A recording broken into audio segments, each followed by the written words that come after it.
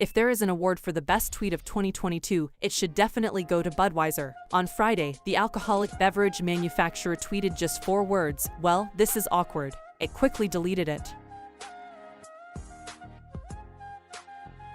What on earth was going on, you ask? Well, the good folks in Qatar, the country that's hosting the 2022 FIFA World Cup, had woken up on the wrong side of the bed on Friday, and they made a grand announcement: no alcohol in the football stadiums. Now guess who's one of the official sponsors of the FIFA World Cup? Budweiser. The Anheuser-Busch InBev-owned company pays FIFA $75 million every 4 years just so that it's front and center at every football World Cup. And its association dates back to 1986. So yeah, awkward was definitely the right word. Anyway, it doesn't take a genius to guess why Qatar slapped the ban. It is an Arab country that frowns upon alcohol. But what makes it wild was that Qatar's U-turn came just 2 days before the Football World Cup was set to kick off. Qatar had 12 long years to figure out whether it was ready for Budweiser's alcohol, but it simply waited and waited before it dropped the bombshell. Now, this could hurt 3 entities involved in the whole show. For starters, there's Qatar itself. You see, one of the reasons the country has spent a staggering $300 billion in the lead up to the tournament is to tell everyone, hey, we're open for tourism and business. Come along and see what we have on offer. But this about-face doesn't send a very encouraging message to businesses who are looking to deal with Qatar in the future, does it? Companies might think twice about promises that the country makes. After all, 10 years ago, Qatar apparently told AB InBev that it had nothing to worry about, that alcohol would be allowed to flow freely during the World Cup. Now we know that it was all just empty words. Sure, not everyone looking to do business in Qatar is an alcohol manufacturer, but you can never predict how other businesses will react to Qatar's decision. They may think twice about their investments. Then there's the headache for FIFA. Budweiser could quite easily sue FIFA for breach of contract. After all, a $75 million sponsorship is no joke. But the bigger problem for FIFA is its portrayal as a toothless organization, that it actually doesn't have control over an event that it conducts. How will that impact it, you ask? Well, if FIFA can't stand up to a host country, put its foot down and say, hey, this is what we agreed on, this is what should happen, other sponsors might rethink their association with the sport's governing body too. Companies may not be willing to shell out those millions anymore if they're uncertain if the contracts will be honored.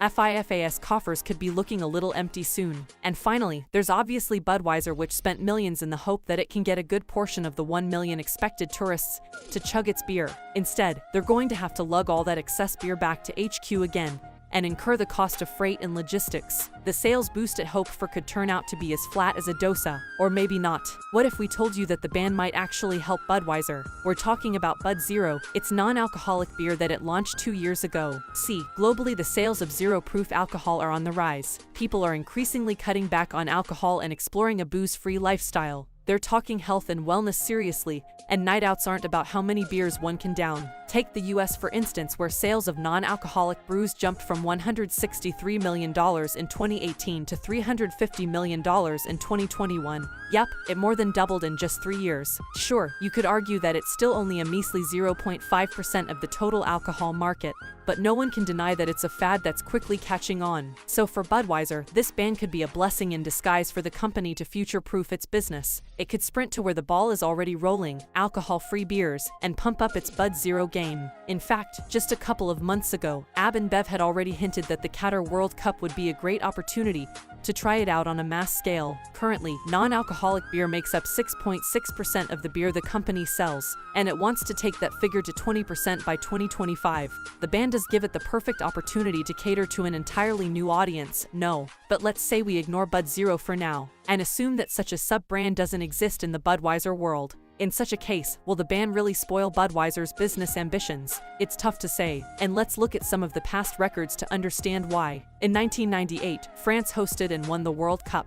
The French folks rushed to down their beers and celebrated hard. The end result, a 5% increase in beer sales in France that year. But the same can't be said about Japan and South Korea, which hosted the World Cup in 2002. Sales of beer remained flat. And in 2014, when Brazil hosted the tournament, AB InBev sales picked up by 7%. As one analyst put it, you really have to be a beer-loving, football-loving country to benefit. Qatar isn't exactly what you'd call beer-loving, no. Then, there's the weather. See, the World Cup generally kicks off during the summer months in the host country, but summer in Qatar means scorching temperatures. That's not something anyone will enjoy, so they push the tournament to November when there's a nip in the air. But here's the thing with beer. Beer needs summer weather. That's when it sells, not so much in winter. So if you put these things together, maybe Budweiser won't be hurt too badly. The free publicity might actually even help it. Anyway, all this is speculation, and while we've probably never know how much potential beer sales Budweiser actually lost out on thanks to the ban, this could be a Bud Zero case study in the future, how Qatar's ban inadvertently future-proofed Budweiser. What do you think?